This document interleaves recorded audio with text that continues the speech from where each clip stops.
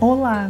Eu queria conversar hoje sobre uma coisa que aparece muito, tanto no esporte quanto no ambiente de trabalho. A ideia de que liderar exige uma atitude específica e quase perfeita. E antes da gente começar, já queria aproveitar para convidar você a se inscrever aqui no canal, porque toda semana eu tenho trazido reflexões sobre saúde mental, performance e relações humanas em contextos de alta exigência. Quantos líderes que você conhece, líderes de verdade, têm atitudes perfeitas 100% do tempo? Existe essa noção de que ocupar um lugar de liderança significa precisar sustentar uma imagem de alguém que sabe tudo, aguenta tudo, resolve tudo e nunca vacila. O problema é que muitas vezes essa tentativa de parecer infalível cria exatamente o efeito contrário dentro de uma equipe. Porque quando alguém sente que não pode errar, demonstrar dúvida ou mostrar fragilidade, o ambiente começa a ficar mais defensivo. As pessoas passam a trabalhar tentando evitar exposição e não necessariamente tentando construir juntas. Quando a gente procura no dicionário a definição da palavra vulnerabilidade, ela costuma aparecer associada à possibilidade de ser ferido, atacado ou exposto. E talvez seja justamente por isso que tanta gente tenta evitar esse lugar o tempo inteiro, principalmente em contextos de liderança e alta performance. Porque existe uma associação muito automática entre vulnerabilidade e perda de força. Mas o que eu observo ao longo da minha trajetória é que tentar sustentar uma imagem constante de controle e perfeição costuma mais afastar as pessoas e aumentar a tensão dentro das equipes. É a diferença entre um líder que admite numa reunião que não tem a resposta ainda, mas que vai buscar, vai se esforçar para isso, e um líder que inventa uma resposta ou ainda critica a pergunta só para parecer o bonzão. O primeiro gera confiança, o segundo, com o tempo, gera desconfiança e insegurança, porque as pessoas percebem, elas sempre percebem. No fundo, a vulnerabilidade tem relação com conseguir ocupar um espaço sem precisar sustentar uma máscara o tempo inteiro, o que, diga-se de passagem, cansa. É difícil se manter num personagem e é muito mais eficiente ser autêntico. Ter essa noção acaba mudando completamente a forma como as pessoas se relacionam dentro de uma equipe, porque quando um líder precisa parecer perfeito o tempo todo, ele também comunica, mesmo sem perceber, que existe pouco espaço para falha, para dúvida e para a construção coletiva. Isso também se aplica ao exercício da maternidade e paternidade. Para mim, uma grande escola de liderança. Ao buscarmos uma atitude de tudo sei, nunca falho, pensamos estar ajudando, mas estamos criando um modelo impossível de ser seguido. Porque ninguém nunca falha ou sabe tudo o tempo todo.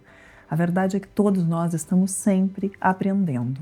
Buscar essa atitude aumenta a ansiedade, porque suprimir um sentimento, seja ali qual for, aumenta a ansiedade.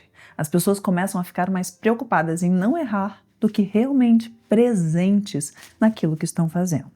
Grandes atletas já falaram abertamente sobre o medo que sentem antes de competir, sobre a pressão que carregam, sobre momentos em que a insegurança aparece, mesmo sendo incríveis e tendo resultados que são inquestionáveis. E vocês já pensaram se as pessoas mudam a percepção que têm deles só porque eles falam que sentem essas coisas? Não. Na verdade, isso gera mais conexão, isso gera ainda mais admiração. Muitas vezes, o que permite que um atleta consiga performar em altíssimo nível não é a ausência do erro, do medo, da insegurança. É justamente existir em um ambiente em que essas experiências possam ser acolhidas sem que aquilo vire uma ameaça para o vínculo ou para o valor daquela pessoa. Acho esse assunto muito importante, porque existe uma fantasia de que grandes performances nascem de pessoas inabaláveis. Mas, honestamente, o que eu vejo ao longo da minha trajetória é justamente o contrário. As equipes mais fortes não costumam ser aquelas onde ninguém erra.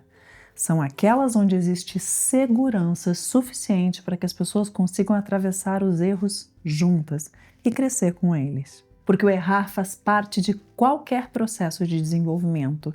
E eu sei que pode soar clichê, mas o foco da questão é o que acontece depois desse erro. É isso que você controla. E isso não fica só no esporte. Quando você olha para equipes corporativas, vê exatamente a mesma dinâmica. Em ambientes onde o erro é punido, as pessoas param de se arriscar e param também de trazer as melhores ideias. Já em ambientes onde existe espaço para elaborar o que deu errado, assumir responsabilidade e trocar com o time, o aprendizado acontece de verdade. A diferença entre esses dois ambientes não é o quanto as pessoas são talentosas, é o quanto elas se sentem seguras para existir de forma inteira dentro daquele espaço. Então, o que isso significa na prática? Não estou falando de transformar reunião em sessão de terapia ou de expor vulnerabilidades que não têm lugar ali. Eu estou falando de coisas muito mais simples. Admitir quando você não sabe, perguntar a opinião do time antes de já chegar com a resposta pronta. Detalhes sutis, mas que fazem toda a diferença. Reconhecer em voz alta como alguém fez algo bem feito, ou simplesmente não fingir que está tudo bem quando claramente não está. Pequenas atitudes que ao longo do tempo comunicam para as pessoas ao redor que existe segurança naquela relação. E segurança é o que permite que alguém dê o melhor de si. Em ambientes seguros, as pessoas se entregam. Em ambientes ameaçadores, elas se retraem. E eu acho que essa talvez seja uma reflexão importante para quem ocupa posições de liderança. Na verdade, para muita gente, né? Quanto a tentativa de parecer inabalável realmente aproxima as pessoas de você? Porque muitas vezes o que cria conexão, confiança e segurança psicológica é a possibilidade de existir de forma mais humana dentro daquela relação. E talvez a maior surpresa seja essa: quando você abre espaço para ser mais humano, a performance não cai, ela melhora e se sustenta. Porque equipes que constroem confiança real tendem a atravessar pressão, crise, incerteza de forma muito mais consistente do que equipes onde todo mundo está só tentando não errar na frente do outro. Queria muito saber como essa reflexão chega para vocês e me diz, fez sentido? Você vê isso no seu dia a dia? Você percebe a diferença de como você fica em ambientes seguros, em ambientes em que você não pode errar, não pode falhar? Me conta aqui nos comentários, vou adorar saber.